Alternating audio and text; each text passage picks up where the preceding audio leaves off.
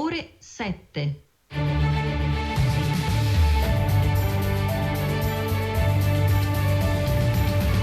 GR1.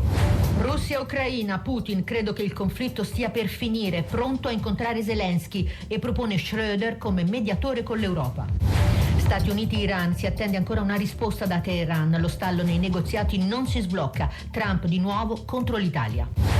Antivirus, la nave focolaio alle Canarie, nel nostro paese sotto sorveglianza 4 persone, l'OMS, il rischio è basso, non è un altro Covid.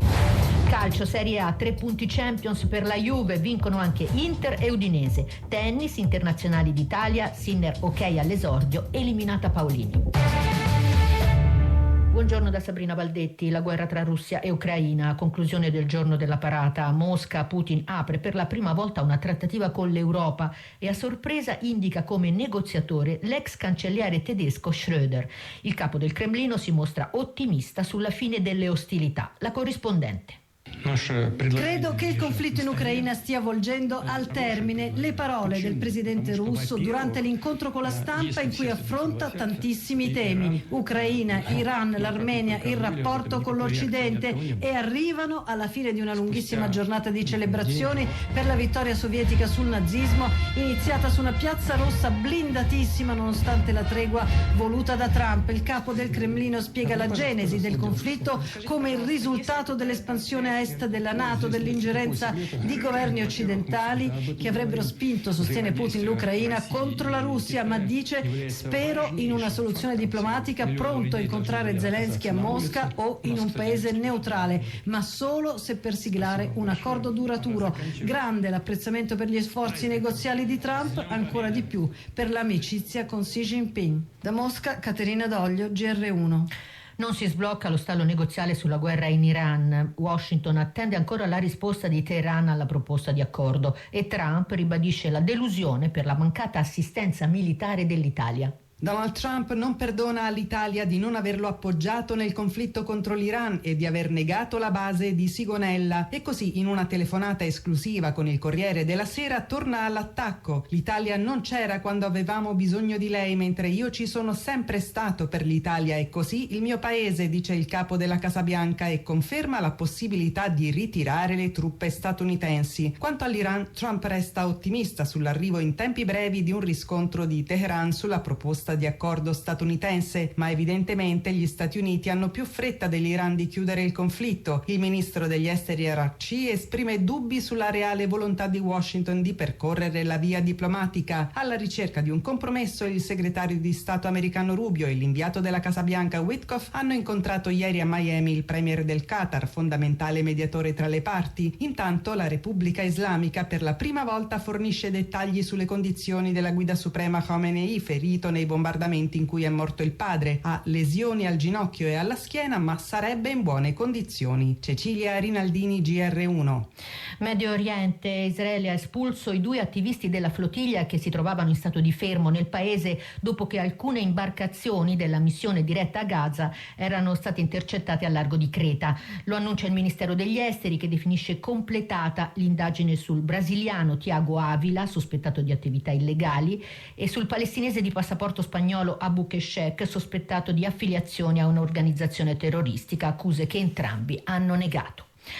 La guerra e le conseguenze sui prezzi di materie prime che a cascata incidono su tutta la spesa. Si fanno i conti degli aumenti a carico delle famiglie, a partire da bollette e carburanti, sui quali il governo proroga il taglio delle accise. Grazie al maggiore gettito IVA registrato ad aprile, sono 191 i milioni a copertura del decreto ministeriale che proroga da oggi fino al 22 maggio il taglio differenziato delle accise sui carburanti deciso alla fine del mese scorso. Nell'insieme 6,25 centesimi rispettivamente per la benzina e il gasolio, i cui prezzi sono cresciuti negli ultimi 2 mesi a causa, come è noto, dell'impennata delle quotazioni del petrolio dovuta a sua volta al conflitto nel Golfo Persico e al blocco dello Stretto di Hormuz. Se greggio e gas resteranno ai livelli attuali anche nei prossimi mesi, tra carburanti, bollette e beni alimentari, la CNA stima per la famiglia italiana una maggiore spesa di 1.000-1.300 euro quest'anno. Nel complesso, dice la CGA di Mestre, farebbero 29 miliardi. Sui rincari della spesa, influenzati anche dai maggiori costi dell'autotrasporto, in settimana è previsto un incontro tra i ministri Lollobrigida e Urso e la grande distribuzione dei supermercati per sostenere la trasparenza dei prezzi e scongiurare i rischi di speculazione.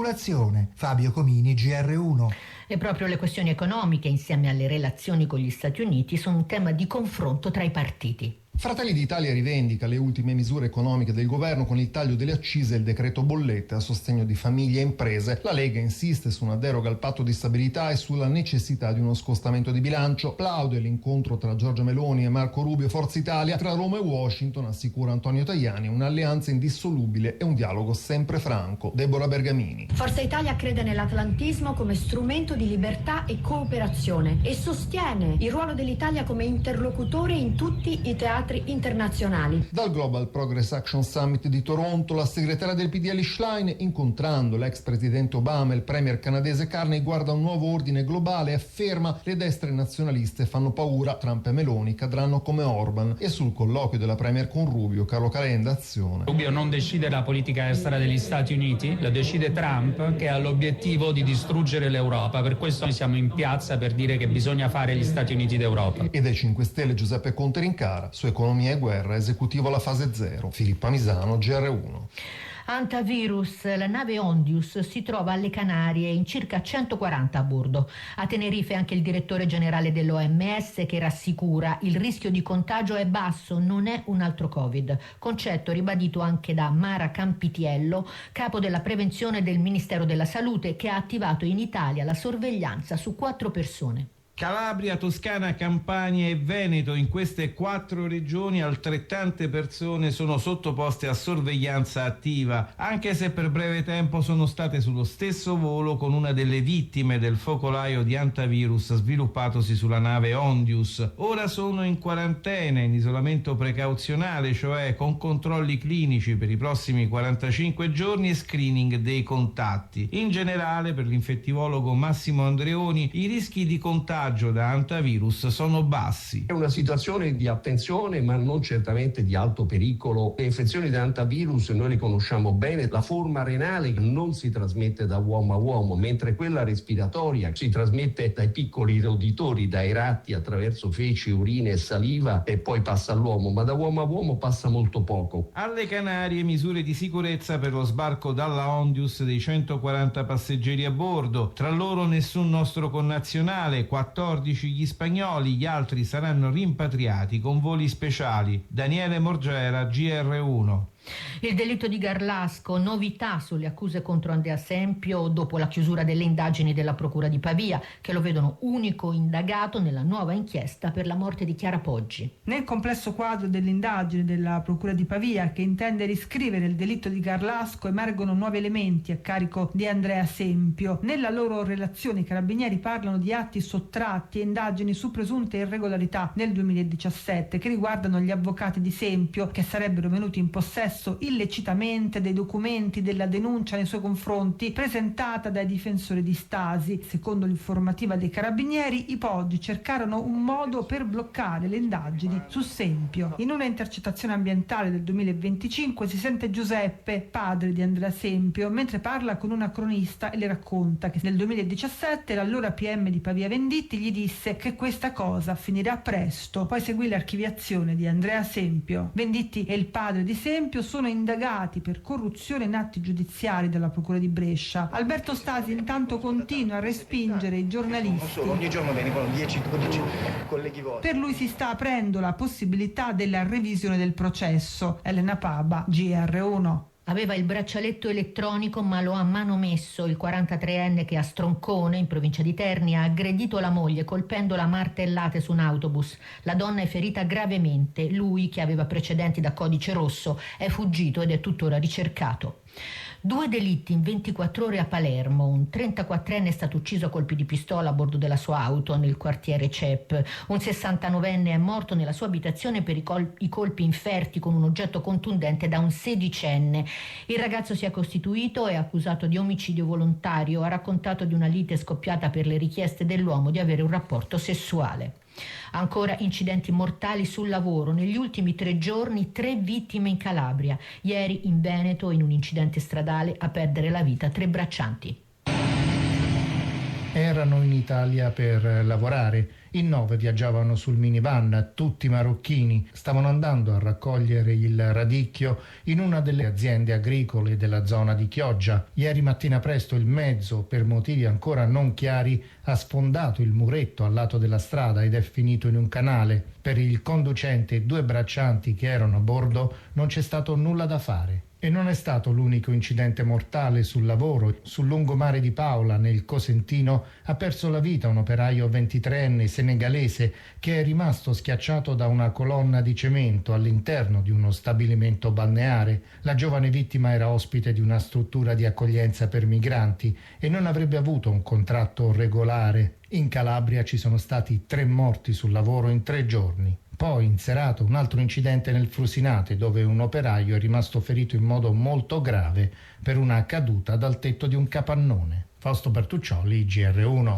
La Biennale Arte a Venezia, ieri l'apertura al pubblico, boom di visitatori nell'edizione delle polemiche per la presenza di Russia e Israele, 10.000 visitatori con code anche di mezzo chilometro all'ingresso. Il padiglione russo è rimasto chiuso mentre davanti ai cancelli dei giardini sono andati avanti le proteste contro Putin. Fine settimana di grande sport, tennis a Roma, esce Jasmine Paolini, nel tabellone maschile non solo Sinner, avanti tutta la truppa. Calcio, negli anticipi di Serie A, 3 vittorie fuori casa. Un gol dopo appena 12 secondi dall'inizio del match di Vlahovic regala i 3 punti al Via del Mare alla Juventus, un successo che addolcisce la corsa Champions dei bianconeri a 2 giornate dalla fine del campionato e complica il percorso dei salentini sempre a 4 punti dalla zona retrocessione in attesa delle altre partite. Inter senza pietà all'Olimpico, i campioni d'Italia rifilano un netto 3-0 alla Lazio, vince in trasferta anche l'Udinese 2-0 a Cagliari. Tennis, esordio con vittoria per Jannik Sinner, l'azzurro ha battuto in 2 set l'austriaco Hofner al secondo turno. Bene anche gli altri italiani impegnati nel tabellone maschile degli internazionali. Bellucci ha sconfitto in 3 set l'argentino Echeverry, Cubolli il francese Altman in 2 parziali. Passa il turno anche Pellegrino per ritiro dell'avversario, il transalpino Fils. Al femminile 2 eliminazioni shock, Jasmine Paolini saluta il torneo battuta in 3 set dalla belga Mertens. Fuori anche la numero 1 al mondo, la bielorussa Sabalenka, che si arrende in 3 parziali alla rumena Crstea. Ciclismo Giro d'Italia, nella seconda tappa Maxi caduta a 23 km dalla fine vince l'uruguaiano Silva, che diventa anche la nuova maglia rosa. Moto mondiale in Francia, Martin su Aprilia conquista la sprint, brutta caduta per Marc Marquez. Oggi sul circuito di Le Mans in pole partirà Bagnaia. Giacomo Prioreschi, GR1. Tornando al tennis, agli internazionali di Roma, dove da 50 anni non vince un italiano, è scoppiata la Sinnermania.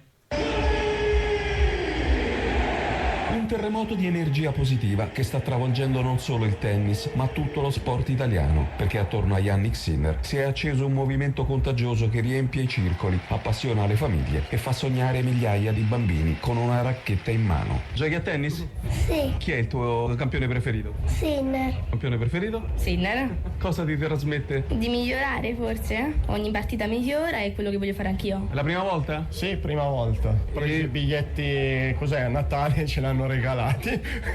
Mia moglie non seguiva il tennis e adesso con Sinner vuole appassionata anche. Assolutamente. Pensi che possa essere lui il favorito? Sì, ma lo è sempre. Chiamala se vuoi Sinnermania, la passione trasversale e sincera per un fenomenale ragazzo italiano che ambisce a riportare a Roma dopo mezzo secolo il trofeo mancante. È il più forte, non credo che in questo momento ci siano altri che lo possano battere. Poi è uscito Djokovic, non c'è Alcaraz.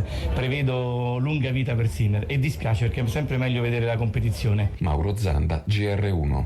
È in libreria il nuovo romanzo di Xaba Dalla Zorza, Io sono Adele. L'autrice, volto televisivo noto, racconta le vicende di una sessantenne che sceglie di cambiare la propria vita. Io sono Adele è l'ultima frase della governante, quando lei rivela il suo nome che per 256 pagine non c'è stato. Xaba Dalla Zorza inizia questo nuovo capitolo della vita di Adele, dove si era concluso il racconto del primo romanzo, La governante, con la decisione di lasciare la vita precedente, la sua casa, una carriera di successo, per andare a lavorare come governante in una ricca famiglia del sud della Francia. Ho deciso di scriverlo in prima persona perché è anche un po' più autobiografico rispetto alla governante. Inevitabile sovrapporre l'amore e la la cura delle cose e delle persone con il suo personaggio, Saba. Sì, anche il titolo Io sono Adele è stato come ammettere che quel personaggio è un'emanazione della mia esperienza, quindi mi assomiglia molto. Eppure quella di Adele appare come una scelta al ribasso. Adele vuole fare una dichiarazione che può essere dirompente. Non esiste vergogna nell'umiltà e nella sottomissione al lavoro. Il lavoro la nobilita, sceglie semplicemente di fare quello che lei desidera fare. Alla fine Adele sembra arrendersi al destino. Credo che esista nel nostro destino un punto di approdo, ma la vita è il viaggio per arrivare a quel punto ed è tutta da scrivere e siamo noi a scriverla. Paola D'Angelo, GR1. Sono le 7:15, ora voci dal mondo. Tra i temi di oggi l'America di Trump e il prossimo obiettivo dichiarato, Cuba. Con Alba Arcuri qui su Rai Radio 1, il GR torna alle 8. Buon ascolto.